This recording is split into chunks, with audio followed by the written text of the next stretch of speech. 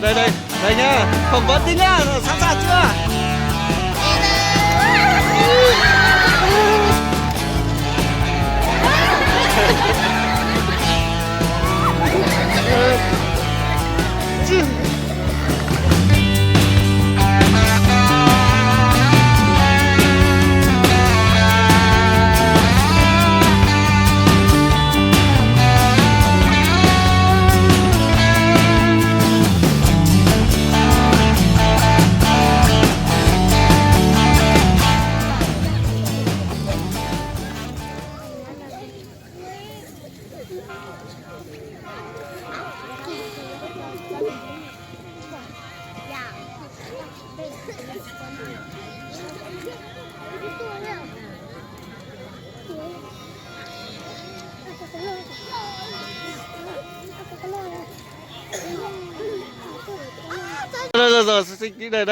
Đây nhá, phỏng vấn đi nhá, sẵn sàng chưa?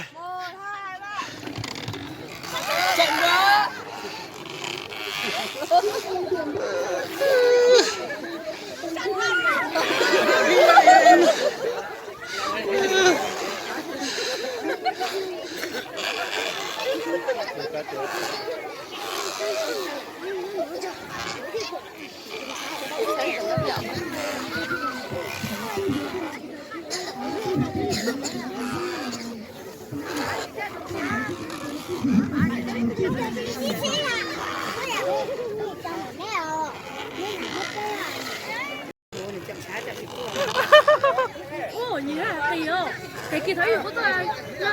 Nhẹ nhẹ thôi nha, tí đâu mà gáy nha.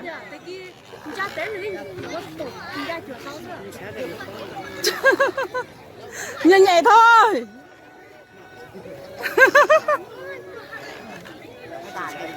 Nhẹ nhẹ thôi.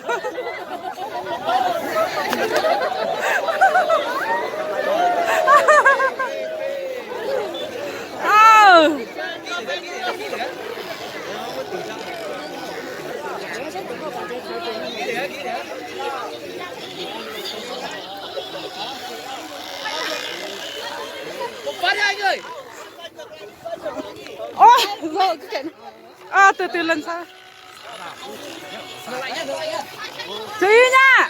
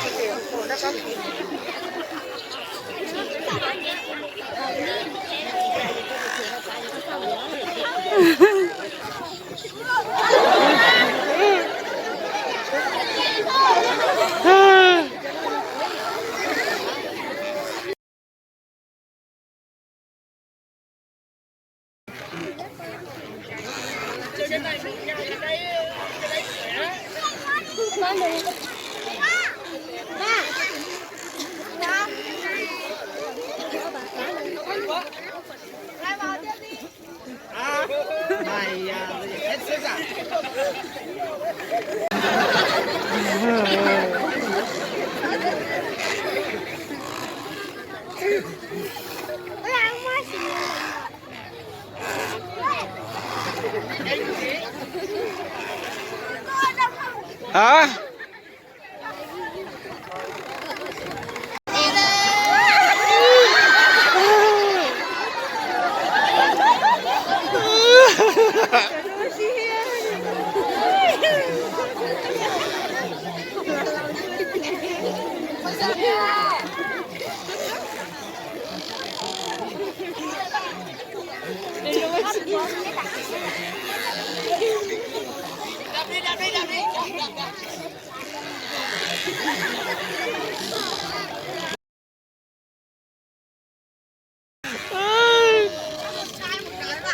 Đúng rồi, một trai một gái mới hay.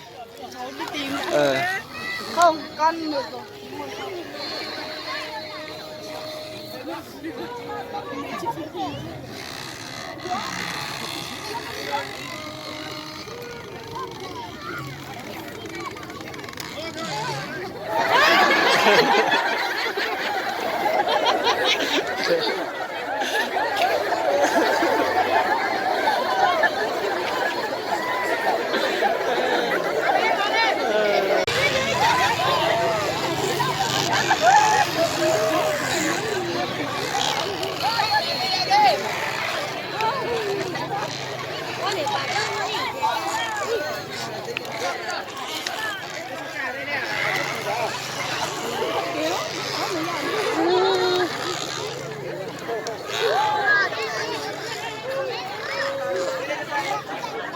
Ôi,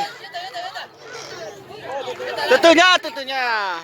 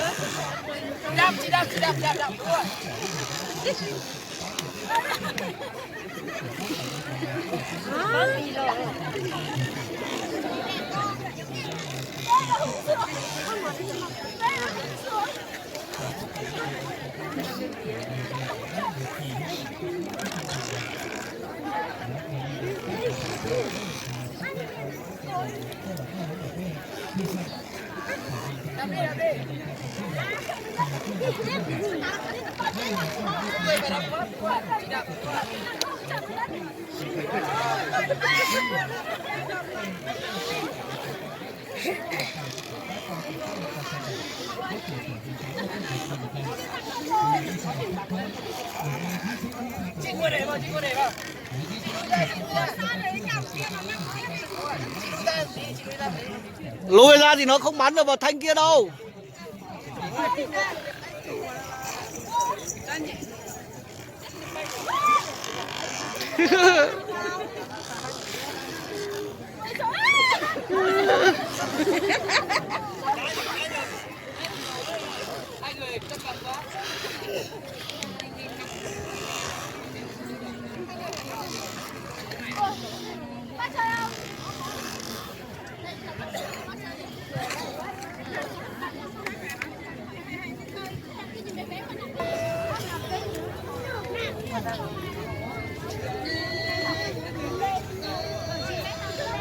Đây vào đây, đúng rồi.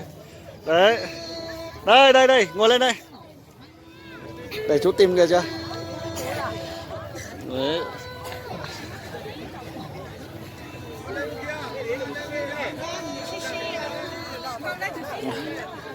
Ở đó đấy tao mà. Từ.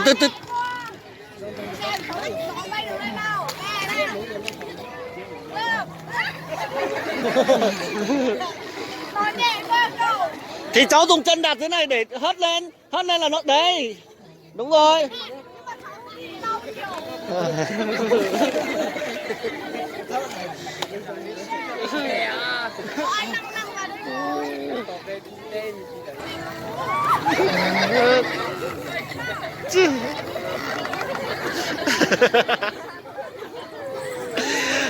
Giúp đây. Không ai đối thủ à? Đúng rồi.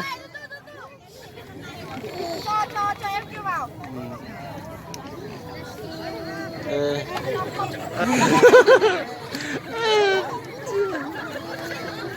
Quay theo chiều bên này.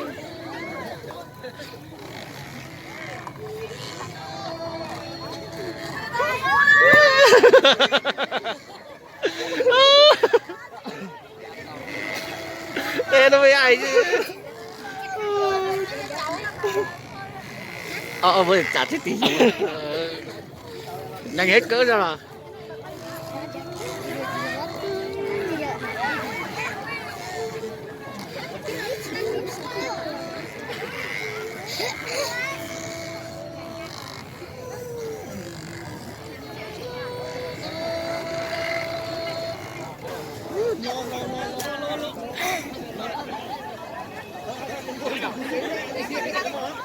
Không gãy được đâu.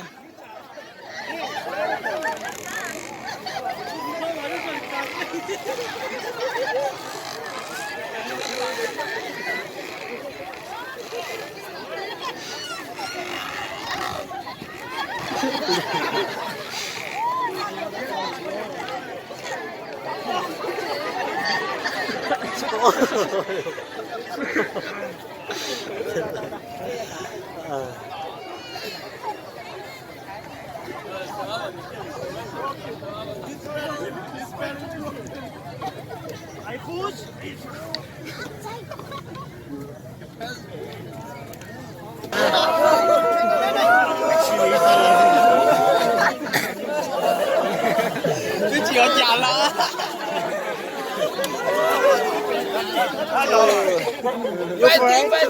Yeah. Oh, but he's good. He's big. It's your man.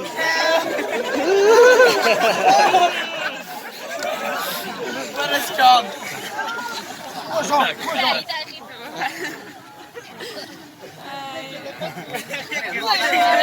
How do you feel?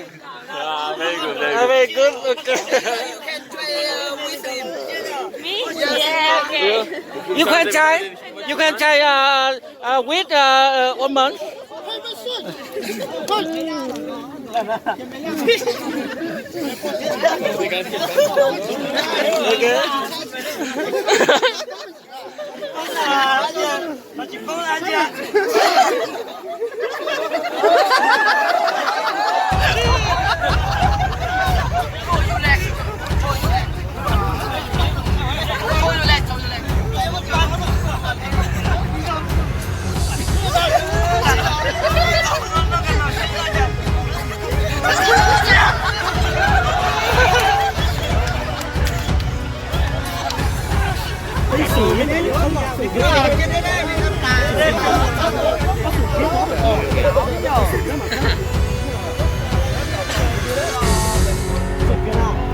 Cần phết nhỉ. Mày để bằng thế nào? Đường chân trước chân sau. Không tính đâu, tại nó không đẩy bên kia ra thì ai tính? Ra chỗ này lùi ra không TV. Nè, nữa xưa kia rồi.